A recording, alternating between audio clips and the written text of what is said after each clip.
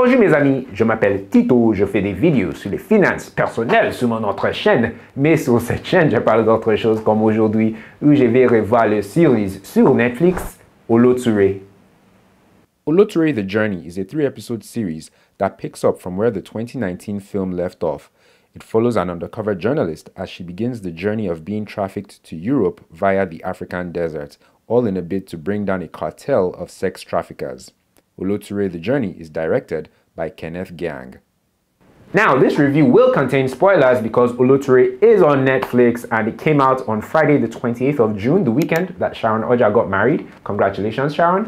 And if you don't want to hear any spoilers about Oloture, then maybe pause this, go and watch Oloture, the 3 episodes of it, and then come back and finish this review. That said, let's dive into it, beginning with Le Performance. Sharon Oja Nwoke as Ehi/Oloture. Really good performance from Sharon. For me, I preferred the performance in the movie, but I think about everything I preferred the movie to the series, if I'm being honest.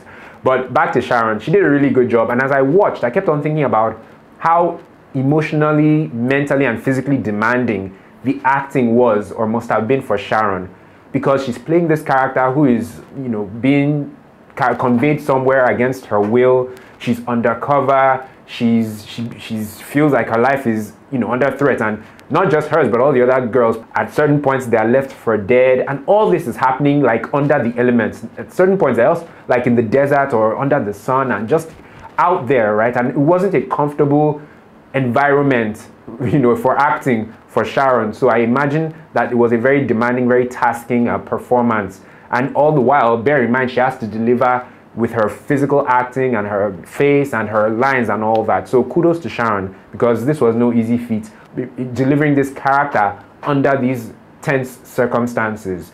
And kudos to Beverly Osu as well, who played Peju, who pretty much is on the same path as Sharon's character, Oloture. Both of them leave Lagos together with a bunch of other girls. Something happens along the way, the other girls are killed, they're the only 2 that survive, and they have to figure their way. Surprisingly, they don't try to figure their way back to Lagos. They proceed and try and continue to get to Europe. And I was quite surprised about that. I thought that intuitively they'd head back to Lagos, but that didn't happen. But coming back to Beverly's performance, I liked it. I was glad we were able to see a bit more from Beverly in this series than we did in the movie. In the movie, I don't even think we heard Beverly's voice at all. We see her a couple of times in the movie, but I don't think she had a single line of dialogue in the movie. We hear a bit more from her. We see a lot more from her also in the series. But I personally feel like we didn't get to hear her story. We didn't get to hear enough about Peju on the series. Bukola Oladipupo, in my opinion, so Bukola plays Beauty, right? And she's the one who makes a run for it at the end of the movie. She escapes. She goes back to Lagos, and she's just trying to figure it out. She's trying to figure out where to start her life, how to even start her life over. And in my opinion, Bukola's performance was the best in this series, because from her physical acting, from her facial expressions, from her dialogue, you could really, it was so believable. You could see somebody being in the situation that she was, with this incredible story of, coming from having her sister being killed right before her eyes, her making a run for it, after escaping her captors, and just trying to find her way back home. Bukola's performance was so believable. And even the look and everything, her natural hair, her rugged clothes, she looked like that despair that somebody in that situation would have been in or would be in. Bukola communicated it masterfully. So for me, her performance was the best on this series. Kudos to Bukola. Next, Omoni Oboli, who plays Alero. Her acting was good, but I think they could have done more with Alero, because the cards are falling, on Alero, right? Everything is just going belly up. The girls that she's sending to the border, to get to Europe or whatever, they don't make it, they're killed. Also, the politician played by Patrick Doyle discovers that one of Alero's girls almost exposed him. There's that. And then she's also in hot water with Daniel Effiong's character. So, I mean, it's just basbos for Alero, right? I don't think they conveyed how much hot water Alero was in. I don't think that was properly conveyed, but not by virtue of Omoni's acting. I think by virtue of the storytelling, they could have done a lot more. Like, she leaves her house, she goes to go and live somewhere else, she's looking for where to stay. The dire situation that Alero was in, I don't think was communicated well enough. Another missed opportunity with Alero was that they don't really let us know what's going on in her head. They don't let us know her backstory. I think at one point she tries to go and stay with a family member. The family member closes her door on her and doesn't let her in. I think we could have gotten to know a little bit more about Alero. Maybe we could have even seen Alero crying to see that this babe, that she's run out of options and she doesn't know what to do next. Moving on to Daniel Etim-Effiong, who plays Tony. Another character who we get to see a bit more of on the series. You know, in the movie he shows up briefly, and he was okay, but I felt like they could have done a lot more to make Tony more menacing and more scary. Yeah, but with what we were given, and that's, like I said, down to storytelling, like I mentioned with Omoni's character. That was down to storytelling, but with Daniel's acting, I don't know, even with the acting, I felt like, but hey, a lot of the time the actors give what the director instructs, right? But if I were directing Daniel in this film, I would have asked him to be a whole lot more menacing and a whole lot more scary. And I know that Daniel has it in him because, I mean, if you've been watching Daniel for a while, you remember his performance or his character for Larry in Giddy Up season 1. And that guy was scary. So I know that Daniel has it in him to be menacing, to be underhanded, and to be scary, right? But I guess that wasn't what his director demanded of him or required of him in this series. But nonetheless, good performance. Moving on to Ikechukwu, who plays Chooks. I think Ikechukwu's performance was actually good. One of my favorites from the men on this series. He had personality. We understood what he was on about. Chooks is just roaming to and fro, looking for girls to pimp, and, you know, trying to make a quick buck here and there. So I think we understood Chooks, and him too he's kind of like a jovial guy, not a care in the world. So I think Ikechukwu did a really good job of delivering that performance and that character. And I like how he's one of the few characters in the series that had a scene that stood out for me, right? And it was that scene where he tells Beauty, played by Bukola Oladipupo, you still want to go to Europe after everything you've been through, you know. So his surprise and his shock in that scene was a bit memorable for me. And honestly, not many of the other characters or actors in the film, in the series, had memorable scenes for me. Ce que j'ai aimé. I liked that they filmed internationally and in the desert. You and I know that if they wanted to be cheap, they would have gone to certain parts of Nigeria, maybe up north, and tried to pass that off as different parts of Africa, but they didn't do that. The production clearly went to, you know, different parts of Africa to film, and it was very believable. I think it helped us, the viewers, to feel like we're being carried along on this journey, you know, seeing all these unknown places and seeing all these strange faces and being worried for the girls and wondering where their journey would end. Next, I liked that they flipped over that bus and that they blew it up. I didn't see that coming. It was a surprise and I liked it. I also liked the fact that they kind of took us into that world of human trafficking and sex trafficking and how much exploitation, manipulation, and abuse that goes on in that world.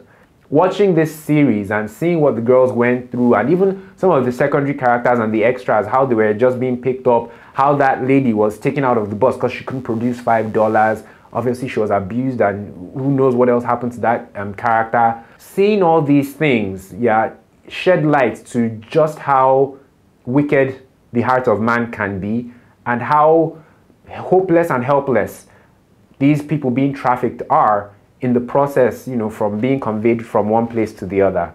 So it was quite insightful and it was quite painful, but it was an education. I also like how they alternated from Oloture's journey, you know, in different parts of Africa and the desert and whatnot, and what was going on in Lagos. I mean, we know that Alero and Tony were the ones who were responsible for the girls trying to get to Europe and everything, but I want to see how they will connect the happenings in Lagos with the girls, you know, and when they eventually get to their destination, probably in the next season or in the next series, right? But I do like how they were alternating from Oloture and Peju's journey to what was going on in Lagos. Ce que je n'ai pas aimé. The first thing I didn't like about Oloture, the series, is the fact that I felt like there was little to no character development. All these characters are just there. You know, they're just going from here to there. We don't understand their backstories, their motivations, what connects them. Like Tony and Alero, yes, they do business together, but it would have been nice to have known how far, you know, back they go or how they met. And Ade, played by Buchi Franklin, who abruptly comes onto the scene, he abruptly, you know, is killed as well. We didn't even get to learn anything about the guy. The second thing I didn't like about this series is the fact that there seem to be no consequences for actions. Apart from Ade, played by Buchi Franklin, you know, he gets popped off because he messes up the consignment of girls. You know, he gets them killed, and as a result, he's killed as well. But even that felt like an afterthought. When he goes to go and see Daniel's character kind of just takes the fate, you know, okay, the girls have been killed, I've been warned not to mess with whoever anymore, so be it. It wasn't until Ikechukwu character goes to go and meet him looking for work that Daniel says, do you know what, you want to get back in my good books, help me take care of this problem known as Ade. So it was an afterthought. It was just, by the way, it wasn't, you know, Daniel's character didn't think of, Tony, that's the character's name, Tony didn't think of getting revenge. He didn't plan to get revenge per se. Even Alero, who apparently they put a hit on her, Alero didn't seem like the kind of person that was hiding or that it would be hard to catch if anyone is trying to, you know, take her out. It didn't feel like there were weighty consequences or even consequences at all for many of the things that many of these characters were doing, and it made it hard to invest in the characters. What else didn't I like? Back to Buchi Franklin's character, Ade.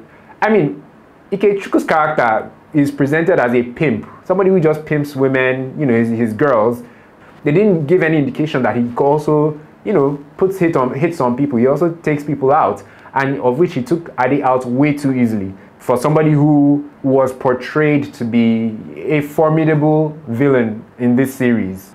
I also didn't like the fact that Oloture doesn't seem very bright because this girl keeps on getting in trouble. You would think that by now, when Efa's character Femi deceives her about the whole Al Jazeera reporter thing, why didn't Oloture tell her friends, or at least just Peju, you know, that Femi is going to introduce her to a journalist? As you know, she doesn't tell them, and they have no idea about her whereabouts.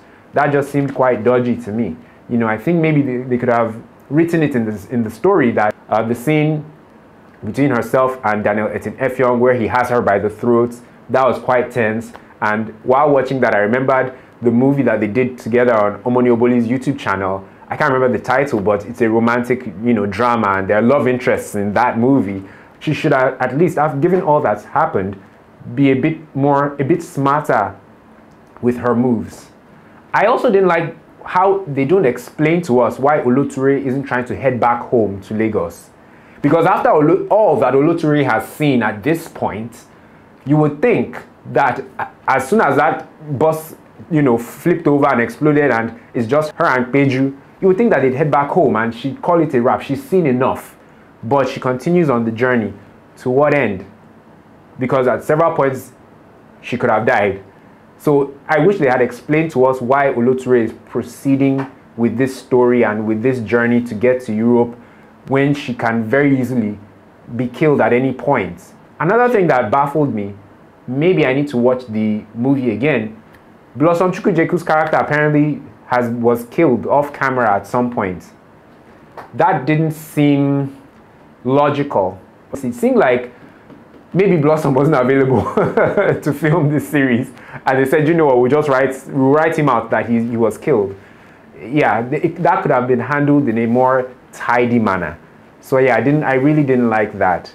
In conclusion, while Oloture the series was entertaining and informative with regards to the whole sex trafficking and human trafficking thing, I feel like so much more could have been done with regards to the storytelling and with regards to the characters. Because had they worked a bit more on the characters and the stories and the things that connect many of these several characters, I feel like it would have been a much more entertaining series or story.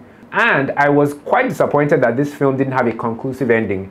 I thought that surely, you know, we'd get to the end of this whole thing and it would be a wrap. But incidentally, that's not the case.